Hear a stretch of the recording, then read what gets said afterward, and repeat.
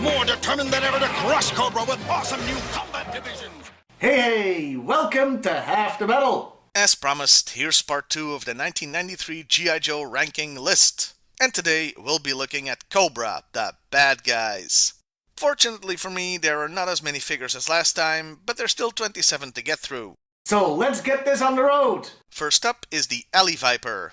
And to be honest, I went in ready to hate this figure, but it has grown on me over time. Knockoff Batman look and all. I like it, and even the color scheme is okay. Better than version 1 at any rate. So, to my own surprise, I'm putting him in the good tier. Armor Tech is back with the bat. And once again, to my own surprise, and probably to the surprise of a lot of you too, I'm putting this one in the good tier. Let me explain. The one and only character where the Armor Tech body is justified is if they were an actual robot. And no, Robo Joe doesn't count. And this is a good looking bat-type robot, so he goes into the good tier. Things have been pretty normal so far. Maybe I can get through this list without blood pressure issues. Of course not. Yes, things start to get crazy as we meet the Bio Viper, a foe of the Mega Marines. I kinda like this one too, in an eldritch horror sort of way, but he definitely goes into the weird tier.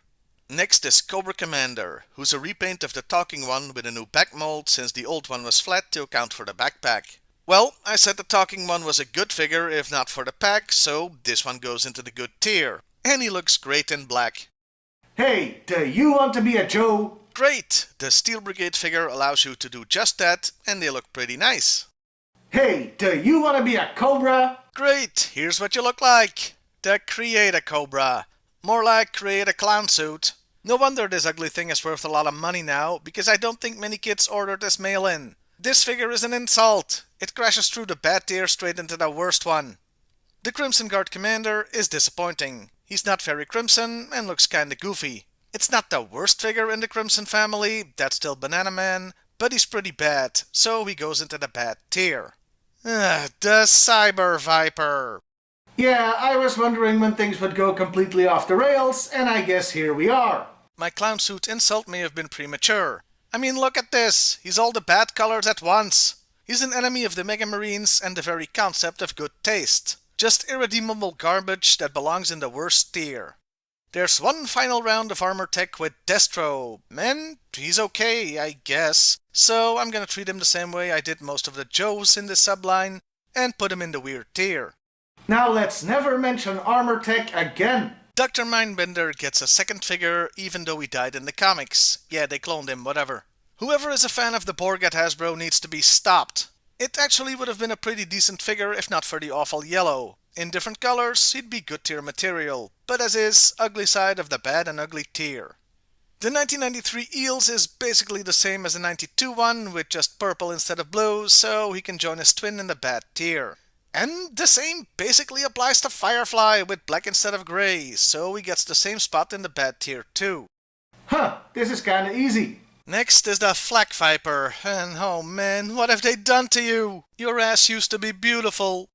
Why, Hasbro? Why? His original colors were great. Why the orange? Why do you want to hurt me so? You know, normally I'd just put him in the bad tier, but I'm taking this figure as a personal affront and dropping him one place lower into the worst tier.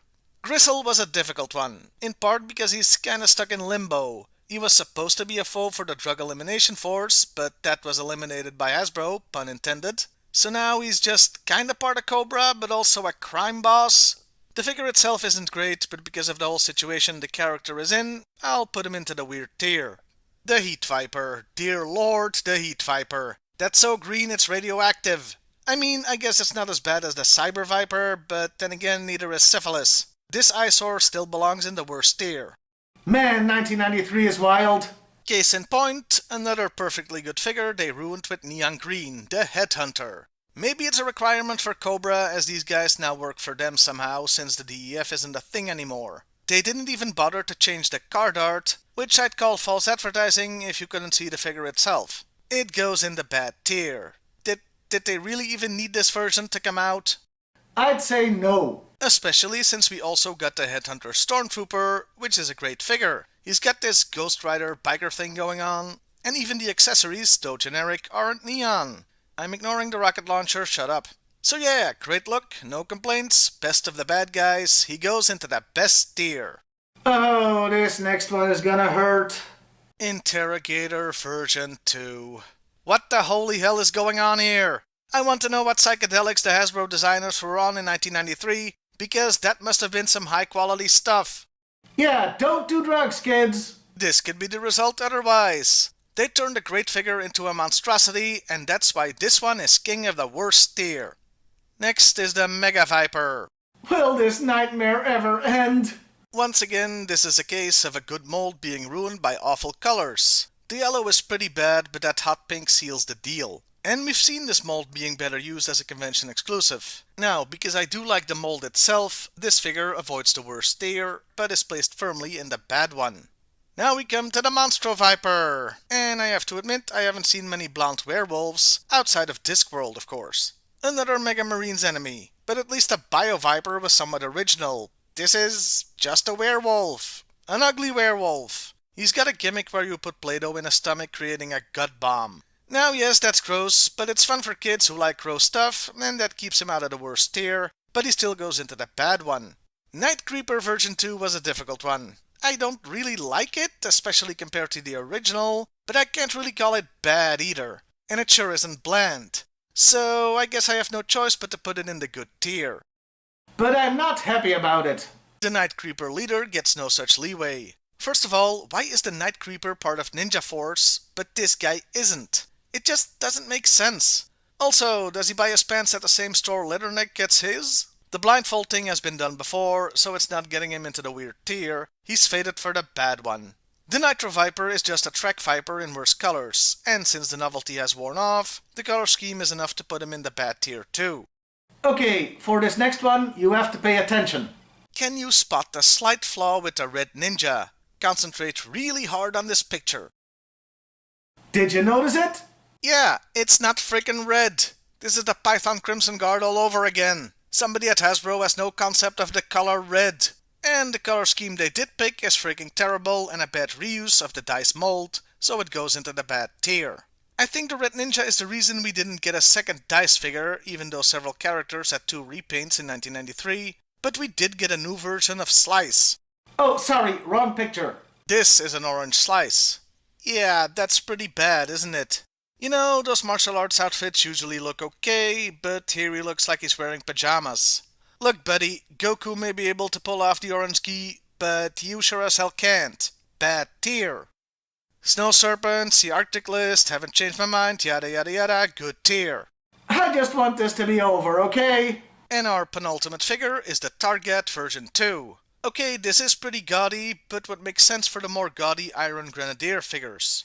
Except that faction wasn't a thing anymore in 1993. He's just a regular Cobra now, so why this look? And that's confusing enough for me to put him in the weird tier. And at long last, the final figure. Zartan version 2. Why is he a punk now? And a ninja, since he's in the Ninja Force subline. At least neon colors make sense for a punk, so this is like the only figure where that's justified. But the existence of Ninja Force Punk Zartan is just baffling to me. Prime candidate for the weird tier.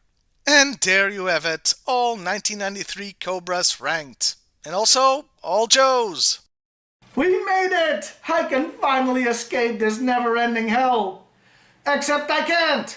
Because the people in the comments have made it clear they really want me to do a Street Fighter list too. I don't know if they love me or if they hate me.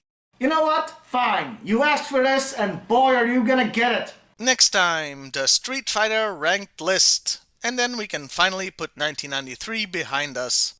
Now go tell me in the comments below how much you love to create a Cobra. Well, I'll see you next time, everybody. And hey, why not like, share, and subscribe if that's your thing.